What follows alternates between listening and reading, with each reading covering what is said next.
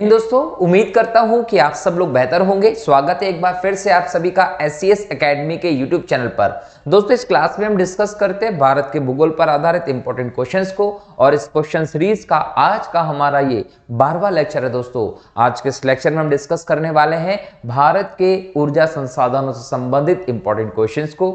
आज के इस लेक्चर में हम बात करेंगे भारत में पवन ऊर्जा, भारत में सौर ऊर्जा, भारत में हम परमाणु ऊर्जा की बात करेंगे, जल विद्युत की बात करेंगे, साथ ही साथ भारत में जो नवीकरणीय ऊर्जा के संसाधन उसका क्या फ्यूचर है, क्या हमारा टारगेट है, इन सभी से संबंधित इंपॉर्टेंट क्वेश्चंस को डिस्कस करने वाले। क्लियर? तो चलिए शुरू करते हैं आज के इस लेक्चर को, जिसमें आज का आपका पहला प्रश्न है दोस्तों, निम्नलिखित में से कौन ऊर्जा के गैर परंपरागत स्रोत की श्रेणी में आता है। दोस्तों, ऊर्जा के गैर परंपरागत स्रोत जो होते हैं वो ऐसे स्रोत होते हैं जो कहीं ना कहीं प्रारंभ से ऊर्जा के स्रोत के तौर पर नहीं थे, लेकिन जैसे जैसे तकनीकी विकास हुआ उन सभी स्रोतों का हमने ऊर्जा के रूप में प्रयोग करना शुरू कर दिया, उन्हें हमने ऊर्जा के संसाधन के तौर पर एक्सेप्ट कर लिया, उनका यूज हम लोग करने लगे। ठीक है, तो यहां पर हम देखें दोस्तों, तो याद रखिए कि जब हम कोयले की बात करते हैं तो कोयला जो है वो ऊर्जा का परंपरागत स्रोत है। जीवाश्म ईंधन के तौर पर, प्राकृतिक तौर पर हमें कोयला मिलता है, इसका हम खनन करते हैं, खनन करने के बाद इसका ऊर्जा के तौर पर यूज किया जाता है। पेट्रोल की बात करते हैं दोस्तों, तो ये भी एक जीवाश्म ईंधन है, हम इसके धरती से निकालते हैं जो हमें प्राकृतिक तौर पर अवेलेबल होता है। रिफाइनरीज में इसका शुद्धिकरण करके अलग अलग रूपों में इसका प्रयोग किया जाता है। प्राकृतिक गैस की बात करें दोस्तों, तो प्राकृतिक गैस भी हमें प्राकृतिक तौर पर धरती से मिलती है, ध्यान रखिएगा। तो ये जो तीनों संसाधन है, ये तीनों के तीनों ऊर्जा के परंपरागत स्रोत हैं, याद रखिएगा। इसके अलावा अगर हम बायोगैस की बात करें दोस्तों, तो बायोगैस जो है वो ऊर्जा का एक गैर परंपरागत स्रोत है। अब ऊर्जा का गैर परंपरागत स्रोत कैसे हो गया? हम प्रारंभ से देखें तो बायोगैस, जिसमें हम स्पेशली देखें गोबर को जलाकर या अवशिष्ट कचरे को जलाकर जनरली हम ऊर्जा उत्पादन करते हैं। अब जब आप बायोगैस में गोबर से ऊर्जा उत्पादन कर रहे हैं तो प्रारंभ से ही ये व्यवस्था नहीं थी। जैसे जैसे मनुष्य का विकास होता है, तकनीकी विकास होता है, उस तकनीकी विकास के चलते कहीं ना कहीं ये ऊर्जा का जो संसाधन है, ऊर्जा का एक जो तरीका है, ये खोजा गया और इससे भी ऊर्जा प्राप्त की जाने लगी है। और आज भारत जो है वो बायोगैस के उत्पादन की दृष्टि से विश्व में अग्रणी देशों की सूची में शामिल, ये ध्यान रखेंगे, क्योंकि ये ऊर्जा एक बेहतर स्रोत भी है।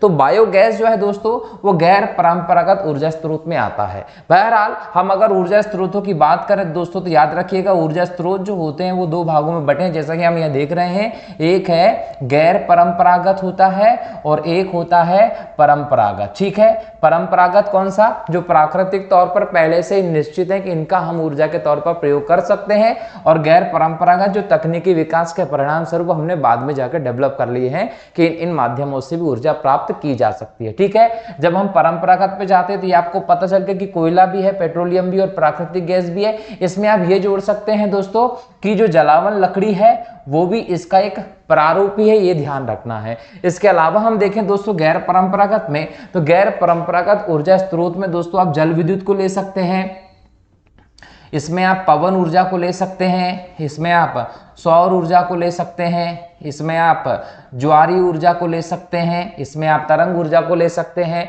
ठीक है, इसमें आप बायोगैस को डाल सकते हैं, ईंधन कोशिकाओं को आप इसमें डाल सकते हैं। तो ये सभी के सभी साधन क्या होगा? ये होगा गैर परंपरागत, और ये होगा परंपरागत, जिसमें इन सभी को मिला लीजिए, जलावन लकड़ी को मिला लीजिए, और आप इसमें परमाणु जो ऊर्जा है उसको भी इसमें आप शामिल कर सकते हैं, ध्यान रखिएगा। अब इसमें एक और इंपॉर्टेंट चीज है जो आपको ध्यान रखनी है दोस्तों, वो ये कि भूतापी ऊर्जा जो है वो भी गैर परंपरागत ऊर्जा स्रोत का हिस्सा ही होती है, ये ध्यान रखिएगा। और ये गैर परंपरागत ऊर्जा स्रोतों में कई सारे ऐसे हैं दोस्तों जिसको आप नवीकरणीय ऊर्जा संसाधन भी कह सकते हैं, जैसे कि पवन ऊर्जा, ये कभी खत्म नहीं होने वाली, अब लगातार पवन से ऊर्जा प्राप्त कर सकते हैं। सौर ऊर्जा ये ऐसी जिसको आप लगातार लंबे समय तक बार बार ला सकते हैं। लेकिन अगर हम बात करें दोस्तों अनवीकरणीय ऊर्जा संसाधनों की, तो अनवीकरणीय ऊर्जा संसाधन वे संसाधन होते हैं जो प्रकृति में अगर हम देखें तो निश्चित मात्रा में मौजूद है, और धीरे धीरे आप इनका यूज करते जा रहे हो, ये संसाधन खत्म होते जा रहा है, और एक दिन ऐसा आएगा कि पूरी तरीके से खत्म हो जाएगा। ठीक है, तो गैर परंपरागत और परंपरागत ऊर्जा संसाधनों के अलावा ऊर्जा के स्रोतों को आपने नवीकरणीय ऊर्जा संसाधन और अनवीकरणीय ऊर्जा संसाधनों में भी बांटा हुआ है। नवीकरणीय ऊर्जा संसाधन ऐसे हैं दोस्तों जिन्हें लगातार यूज किया जा सकता है, ये खत्म नहीं होने वाले, बार बार इन्हें प्रयोग किया जा सकता है। अनवीकरणीय संसाधन वे संसाधन होते हैं जिनका आप प्रयोग बार बार नहीं कर सकते, सीमित मात्रा में मौजूद ही ये खत्म हो जाएंगे एक दिन, ठीक है। जैसे कोयला सीमित मात्रा में है, खनन करते जा रहे हैं, आप यूज करते जा रहे हैं, एक दिन इसके भंडार खाली हो जाएंगे और इनके बनने में हजारों करोड़ों सालों का समय लगता है। इसका मतलब ये अनवीकरणीय संसाधन है। पेट्रोलियम एक अनवीकरणीय संसाधन है। क्यों? क्योंकि ये जो संसाधन है ये भी सीमित मात्रा में मौजूद है, आप यूज कर रहे हैं वैश्विक स्तर पर, धीरे धीरे खत्म हो जाएगा एक दिन और इसके बनने में फिर हजारों करोड़ों साल का समय लगेगा, तो ये अनवीकरणीय संसाधन है। ठीक वैसे ही प्राकृतिक गैस है, ठीक वैसे ही जलावन लकड़ी भी आती है, ध्यान रखेंगे, ठीक है दोस्तों। तो ये ऊर्जा के संसाधनों की हम लोगों ने बात की कि कौन से नवीकरणीय है, कौन से अनवीकरणीय है, कौन से परंपरागत होते हैं, कौन से गैर परंपरागत होते हैं, और इस प्रश्न का उत्तर क्या है आपका? बायोगैस। ठीक, चलिए आगे देखें। निम्नलिखित में से किस प्रकार की ऊर्जा से सबसे कम वायु प्रदूषण होता है दोस्तों? तो सबसे कम वायु प्रदूषण किससे होता है वो देखना है। तो ध्यान रखिएगा कि यहां पर सौर ऊर्जा जो है, सौर ऊर्जा से किसी भी प्रकार का कोई वायु प्रदूषण नहीं होता। याद रखिएगा, कोई वायु प्रदूषण यहां आपको नहीं देखने को मिलता सौर ऊर्जा से। सौर ऊर्जा पूर्णतः स्वच्छ ऊर्जा है, नवीकरणीय ऊर्जा संसाधन है, क्योंकि सूर्य भगवान से जो ताप आता है उस ताप का प्रयोग आप सौर ऊर्जा के तौर पे करते हो, ये ध्यान रखना है, ठीक है। चलिए आगे बढ़ते हैं। अगला प्रश्न है, भारत में ऊर्जा का मुख्य स्रोत क्या है? दोस्तों भारत में ऊर्जा का मुख्य स्रोत पूछा गया है। मुख्य स्रोत का संदर्भ ये कह रहा है क्वेश्चन कि सबसे ज्यादा ऊर्जा भारत में किस स्रोत से प्राप्त की जाती है। तो ध्यान रखेंगे कि तापीय ऊर्जा जो है दोस्तों ये भारत में ऊर्जा का मुख्य स्रोत है।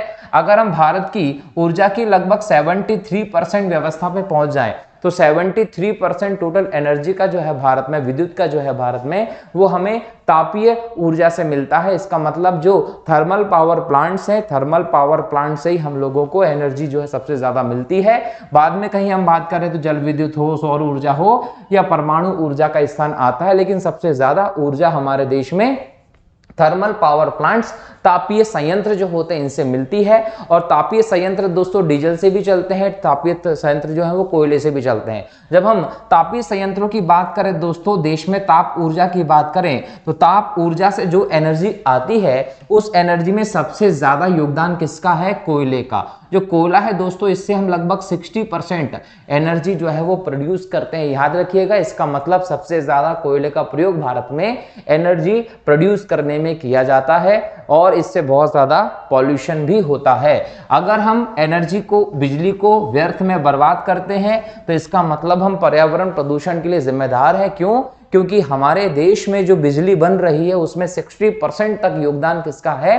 कोयले का है। और कोयला जलाओगे तो कार्बन डाइऑक्साइड जैसी हानिकारक ग्रीन हाउस गैसेस रिलीज होंगी जो कहीं ना कहीं जलवायु परिवर्तन के लिए जिम्मेदार गैस है। तो ध्यान रखिए, इलेक्ट्रिसिटी की बिल्कुल बर्बादी नहीं करनी है। और भारत में ऊर्जा का मुख्य स्रोत क्या है? तापीय ऊर्जा है, यह ध्यान रखने की जरूरत है। चेन्नई के समीप कल्पक्कम नामक स्थान पर निम्न में से किसकी स्थापना की गई? दोस्तों याद रखिएगा, चेन्नई तमिलनाडु में कल्पक्कम नामक स्थान पर जो है वो नाभिकीय ऊर्जा संयंत्र की स्थापना की गई है। इन नाभिकीय ऊर्जा संयंत्र का मतलब है दोस्तों परमाणु ऊर्जा। परमाणु ऊर्जा का उत्पादन जो है वो कल्पक्कम में किया जा रहा है। और कल्पक्कम का ये जो नाभिकीय ऊर्जा सेंटर बना है दोस्तों, ये 1984 से कहीं ना कहीं संचालित है और व्यवस्थित तौर पर सन 2000 से यहाँ पर आप ऊर्जा उत्पादन का काम भी देख रहे हैं। ये कहां पर है दोस्तों? तो याद रखिएगा, तमिलनाडु में है, नाभिकीय ऊर्जा संयंत्र के तौर पर आप इसे देख रहे हैं। अगर हम भारत में बात करें दोस्तों तो भारत में परमाणु ऊर्जा की दृष्टि से 2024 में कहीं ना कहीं हमारे देश का टारगेट है कि 14.6 गीगावाट 14.6 गीगावाट परमाणु ऊर्जा से बिजली उत्पादन किया जाएगा। 2024 तक ये क्षमता हो जाएगी, जो 2032 तक का हमारा अनुमान है कि 63 गीगावाट तक पहुंच जाएगा। और 2050 तक जब देश विकसित देश बन चुका होगा, भारत सरकार नरेंद्र मोदी जी का जो सपना है, जो टारगेट है कि भारत को 2047 तक जब आज़ादी के हम पूरे सालों की बात करें 100 साल हो जाएंगे, तो उस 100 साल के अवसर तक भारत को विकसित देश बनाने का जो टारगेट भारत सरकार का, नरेंद्र मोदी जी का है, प्रधानमंत्री जी का है, उस टारगेट को अचीव करने तक भारत जो है दोस्तों अपनी कुल बिजली उत्पादन क्षमता का 25% तक परमाणु ऊर्जा से उत्पन्न करने लगेगा। ये ध्यान रखने की बात है। और 2024 तक ये 14.6 गीगावाट तक क्षमता पहुंचने की स्थिति में है। अगर हम भारत की इलेक्ट्रिसिटी की बात करें दोस्तों, तो भारत जो है परमाणु विद्युत जो है वो अभी भी उत्पादन कर रहा है बड़ी भारी मात्रा में, ये ध्यान रखने की जरूरत है। और एक बात और याद रखिएगा कि भारत जो है वो 1974 में पहली बार और 1998 मई 1998 में दूसरी बार, यहां पर हम इंदिरा गांधी जी के प्रधानमंत्री कार्यकाल के दौरान पहली बार लाफिंग बुद्धा जो परमाणु टेस्टिंग है वो करते हैं और भारत को परमाणु ऊर्जा संपन्न देश, परमाणु शक्ति संपन्न देश का तमगा मिल जाता है। और वहीं मई 1998 में जब अटल जी जब देश के प्रधानमंत्री थे तो वैश्विक स्तर पर विभिन्न पाबंदियों, विभिन्न धमकियों, विभिन्न प्रतिबंधों के बावजूद अटल बिहारी वाजपेयी जी के समय पे पोखरण जो परमाणु टेस्टिंग का कार्यक्रम था वो संपन्न किया गया था दोस्तों। और इस प्रकार से भारत जो है वो परमाणु शक्ति संपन्न एक देश है। और हमने हमारी इस परमाणु नीति में स्पष्ट कहा है कि हमारी जो परमाणु नीति है, परमाणु शक्ति है दोस्तों, वो किसी के विध्वंस के लिए नहीं है। हम शांतिपूर्ण उद्देश्य से ये शक्ति स्थापित कर रहे हैं हमारे देश में। और हमारा जो मोटिव है वो इससे अलग प्रकार से तकनीकी रूप से ऊर्जा उत्पन्न करना और शांतिपूर्ण उद्देश्यों के लिए है। हालांकि जो परमाणु अप्रसार संधि बनाई गई है वैश्विक स्तर पर, भारत उसमें हस्ताक्षर नहीं किया हुआ, भारत में शामिल नहीं है। परमाणु अप्रसार संधि के तहत यह व्यवस्था है कि वैश्विक स्तर पर कोई देश अपने यहां पर परमाणु हथियार स्थापित नहीं करेगा जो भी उस संधि में हस्ताक्षर कर देता है। तो भारत का यह मानना है कि हम परमाणु जो हथियार अप्रसार है उसके फेवर में हम कंप्लीट पूर्ण प्रतिबंध के संदर्भ में है। भारत ये कहता है कि होना ही नहीं चाहिए। हम ये नहीं कहते कि नए लोग नहीं बनाएंगे, नए लोग नहीं बनाएंगे ये बात अलग है, लेकिन होना ही नहीं चाहिए। सबसे ज्यादा परमाणु हथियार रशिया के पास है, खत्म करो सारे के सारे। अमेरिका के पास है, खत्म करो सारे के सारे। किसी के पास परमाणु हथियार होगा ही नहीं। मतलब हम पूर्ण रूप से हम निशस्त्रीकरण के संदर्भ में जाना चाहते हैं, आंशिक के संदर्भ में हम नहीं है। जिस दिन आप पूरे खत्म कर दोगे हम इसको हमारे यहाँ पर भी अप्लाई कर देंगे। इस बात की भारत की नीति में शामिल है। हालांकि हम परमाणु ऊर्जा के संदर्भ में वैश्विक स्तर पर बहुत आगे हैं, ध्यान रखिएगा। सूची 1 को सूची 2 से मिलाना है। सूची 1 में परमाणु स्थापना के कहीं ना कहीं संयंत्र दिए गए हैं, सूची 2 में उनके राज्य दिए गए हैं। तारापुर परमाणु शक्ति केंद्र, दोस्तों तारापुर परमाणु शक्ति केंद्र जो है वो महाराष्ट्र में है और ये भारत का पहला परमाणु शक्ति केंद्र भी है। तो अगर एग्जाम में क्वेश्चन आ जाता है कि भारत का पहला परमाणु शक्ति केंद्र कौन सा रहा, महाराष्ट्र में तारापुर परमाणु शक्ति केंद्र रहा। और रावत भाटा जो है दोस्तों ये राजस्थान में है और राजस्थान में जो रावत भाटा परमाणु शक्ति केंद्र है दोस्तों 1965 के आसपास स्थापित किया गया था। रावत भाटा किसके सहयोग से स्थापित किया गया था? कनाडा के सहयोग से स्थापित किया गया था। याद रखें, कनाडा के सहयोग से रावत भाटा परमाणु शक्ति केंद्र स्थापित किया गया था। यह भारत का दूसरा परमाणु शक्ति केंद्र है, यह भी आप लोगों को ध्यान रखने की जरूरत है। यहां से हम परमाणु ऊर्जा बनाते हैं। काकरापारा दोस्तों जो है वो गुजरात में है।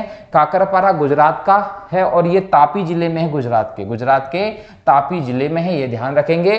1993 से यहां पर काम चल रहा है काकरापारा। ये भी कनेडियन तकनीक के आधार पर है। इसके जो 2 चरण है प्रारंभ के वो कनाडा की तकनीक पर आधारित है। तीसरा चरण जो चल रहा है वो स्वदेशी तकनीक पर आधारित, याद रखेंगे। कैगा दोस्तों, कैगा कहां है? कैगा कर्नाटक में है, ये ध्यान रखेंगे।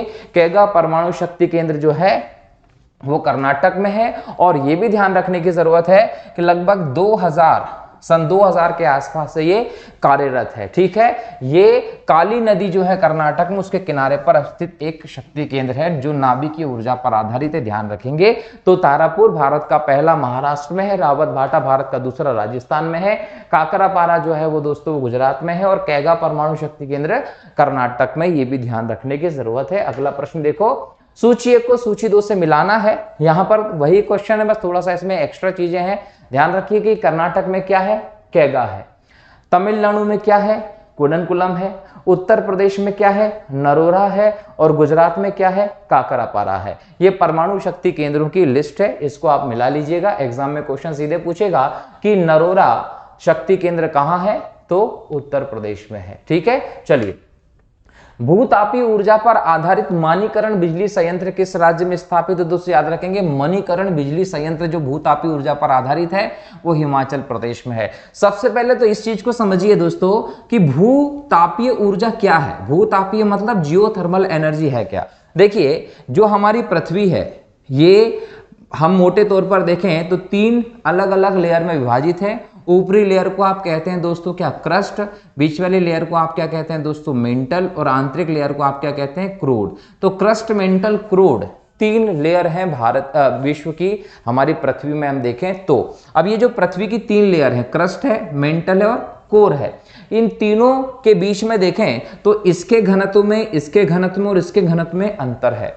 अगर हम देखें क्रस्ट की डेंसिटी कम है, उससे ज्यादा डेंसिटी है मेंटल की, उससे ज्यादा डेंसिटी है कोर की। अब तीनों की डेंसिटी में अंतर है क्योंकि इन तीनों में तत्वों का अंतर है, पदार्थों का अंतर है। जैसे जैसे आप गहराई में जाते हैं, प्रति 32 मीटर की गहराई पर 1 डिग्री टेम्परेचर भी बढ़ता है। जैसे जैसे गहराई में जाते हैं वैसे वैसे प्रेशर भी बढ़ता है, और जैसे जैसे गहराई में जाते हैं वैसे वैसे डेंसिटी भी बढ़ता है। डेंसिटी जब अंतर होती है दोस्तों तो याद रखिएगा कि जो घूर्णन व्यवस्था है पृथ्वी की, इस घूर्णन व्यवस्था में भी अंतर दिखाई पड़ता है। जो क्रस्ट है और जो मेंटल है, इन दोनों की घूमने की गति अलग अलग है।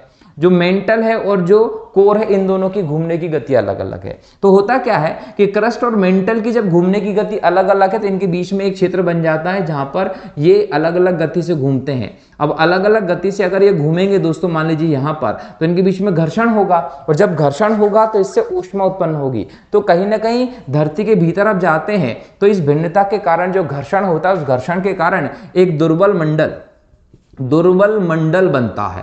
ये दुर्बल मंडल जो बनता है दोस्तों, यहां पर लगभग 800 से लेकर 1200 डिग्री सेंटीग्रेड तक तापमान मिलता है इस क्षेत्र में, ठीक है। और लावा के तौर पर पूरी चट्टानें पिघल जाती हैं, जिस पर ऊपर की जो प्लेट्स हैं वो तैर रही होती हैं, ठीक है। तो ये जो लावा की क्षेत्र है, जो दुर्बल मंडल है, यहाँ पर जो 800 से 1200 डिग्री तक टेम्परेचर, वो किस वजह से बना? क्योंकि ऊपरी क्रस्ट और निचली स्थिति जो उन दोनों के डेंसिटी में अंतर है, घनत्व में अंतर है। घनत्व में अंतर के कारण इनकी स्पीड घूमने में अंतर हुआ, और घूमने की स्पीड में अगर अंतर होगा, इसका मतलब एक धीमे चलेगा, एक तेज चलेगा। जो तेज चलेगा और धीमे चलेगा तो इन दोनों के बीच में घर्षण होगा, घर्षण होगा तो ऊर्जा बनती है। वो ऊर्जा जो है वो कहलाती है भूतापीय ऊर्जा। मतलब धरती के अंदर जो गर्माहट है वो भूतापीय ऊर्जा है। अब वो भूतापीय ऊर्जा जो है ज्वालामुखी के तौर पर आपको धरातल पर प्रकट होते दिखती है। वैसे कई जगह पर आपने देखा होगा, बड़े बड़े पर्वतीय क्षेत्र पे जाते हैं, वहां पर गर्म पानी निकल रहा होता है पृथ्वी से। वो किसकी वजह से निकल रहा है? वो इस भूतापीय ऊर्जा की वजह से निकल रहा है। कहीं की जगह पर आप जाते हैं तो वहां पर पर्वतीय क्षेत्रों में कुछ जगहों से धरती के अंदर से धुआं निकलता दिखाई पड़ता है।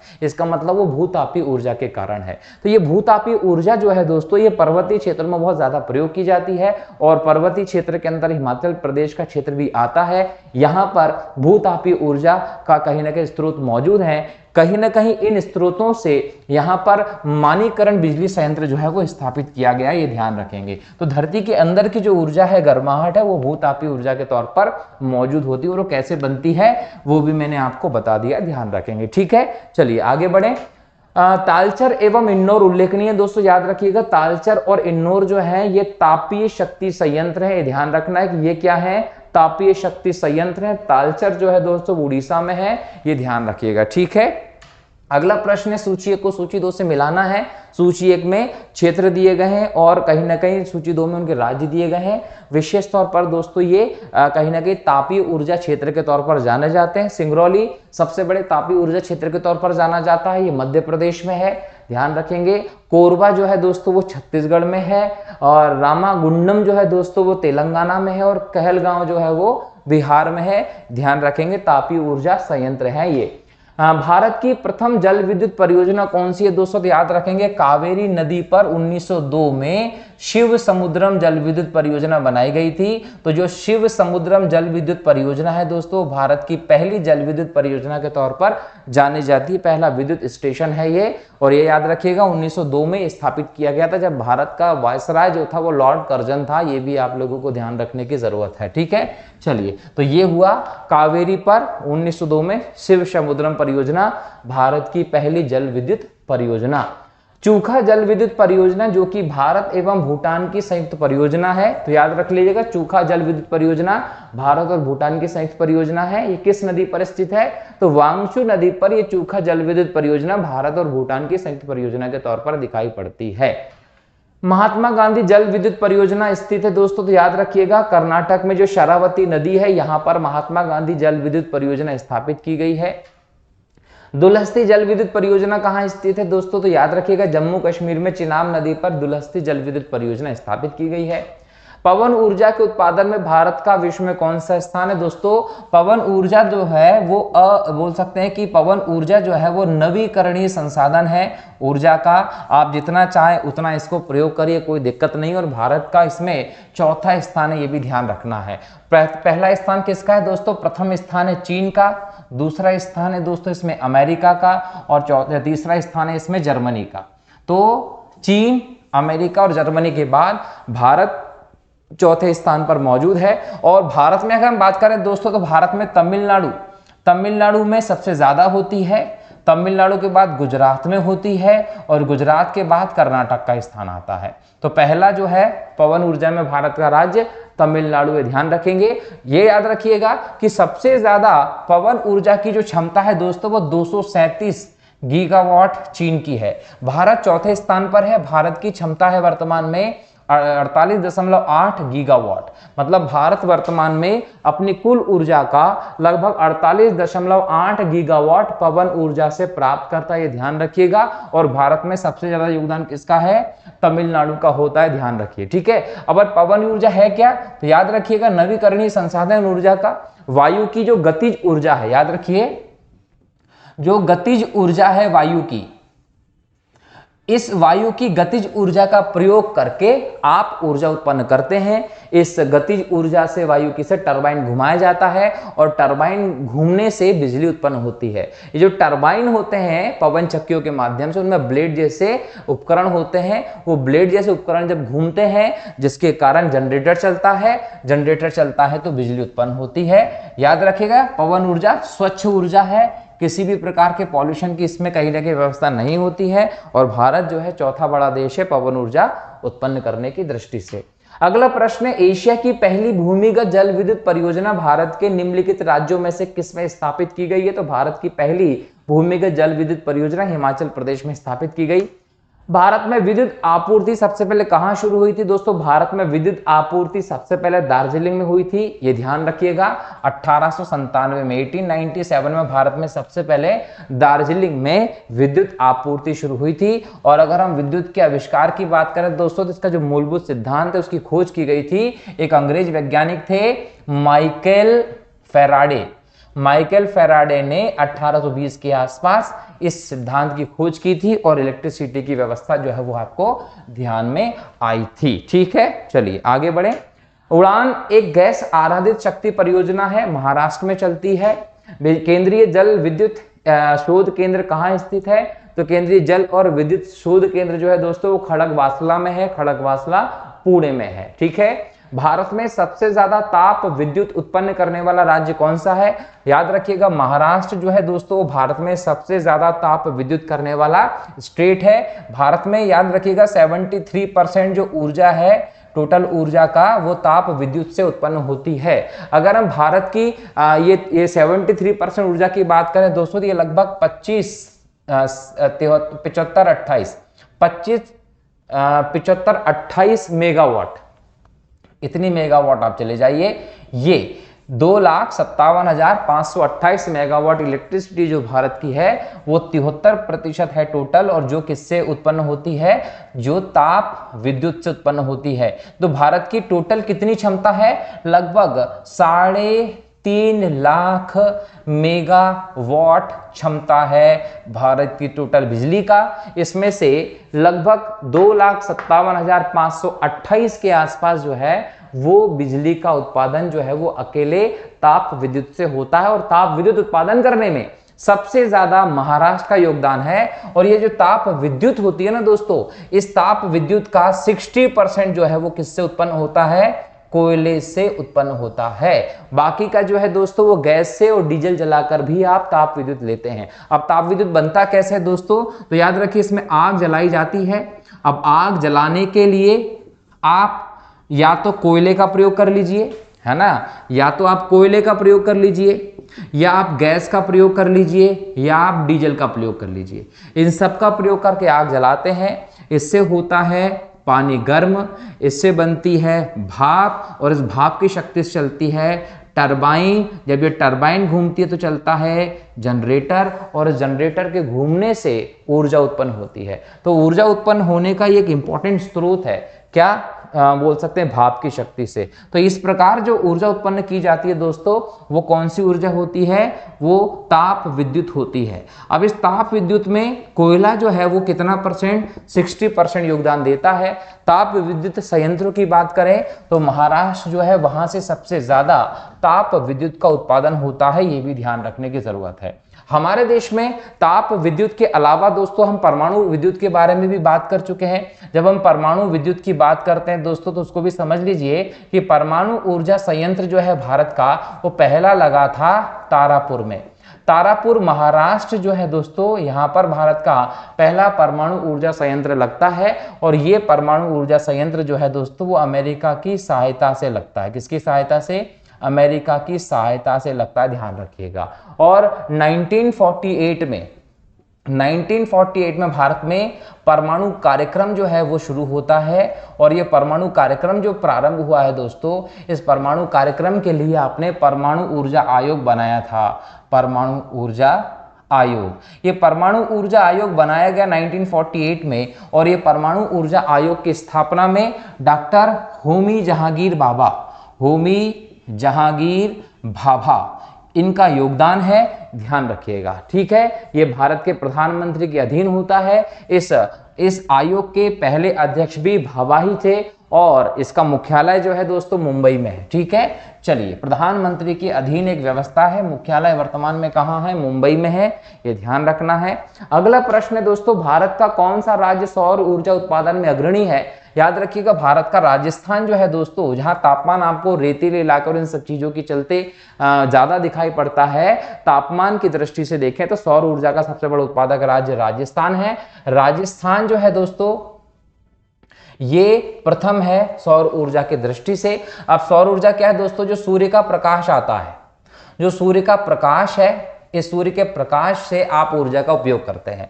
सूर्य के प्रकाश जो है दोस्तों, इससे जो ऊर्जा बनाई जाती है वो किसके माध्यम से बनाई जाती है, तो याद रखेंगे जो सोलर पैनल होते हैं, इन सोलर पैनल के माध्यम से सूर्य के प्रकाश का सोलर एनर्जी के तौर पे यूज किया जाता है। और उसमें इंपॉर्टेंट जो लगे होते हैं सोलर पैनल में, वो होते हैं दोस्तों फोटो वोल्टेक सेल जो होते हैं, इनके माध्यम से ये ऊर्जा कहीं ना कहीं उपयोग करने लायक बनती है। वर्तमान में अगर हम बात करें दोस्तों, भारत की जो कुल ऊर्जा, मैंने कहा कि लगभग 3.5 लाख मेगावाट है। ये 3.5 लाख मेगावाट जो भारत की कुल विद्युत है दोस्तों, इसमें लगभग 44,217 मेगावाट जो बिजली है दोस्तों, वो काय से बनाते हैं आप, वो सौर ऊर्जा के तौर पर उपयोग करते हैं, ठीक है, ये याद रखिएगा। तो सौर ऊर्जा का उत्पादन कितना हो रहा है भारत में, 44,217 मेगावाट के आसपास हो रहा है, ध्यान रखिएगा। राजस्थान जो है दोस्तों 1264 मेगावाट सोलर एनर्जी जनरेट करता है। गुजरात जो है वो 1024 मेगावाट सोलर एनर्जी जनरेट करता है। और मध्य प्रदेश की बात करें तो मध्य प्रदेश सोलर एनर्जी के उत्पादन में तीसरे स्थान पर आता है, लगभग 650 मेगावाट सोलर एनर्जी का उत्पादन करता है मध्य प्रदेश, ठीक है, याद रखिएगा। ये इंपॉर्टेंट क्वेश्चंस थे जो ऊर्जा संबंध में भारत के पूछे जा सकते हैं एग्जाम्स में। मिलता हूं अगले लेक्चर में नए टॉपिक के साथ, नए प्रश्नों को लेकर दोस्तों। ये सभी चीजें, सभी प्रश्न अच्छे से तैयार कर लीजिएगा, एग्जाम में जरूर देखने को मिलेंगे। बहुत बहुत धन्यवाद। जय हिंद, जय भारत, वंदे मातरम।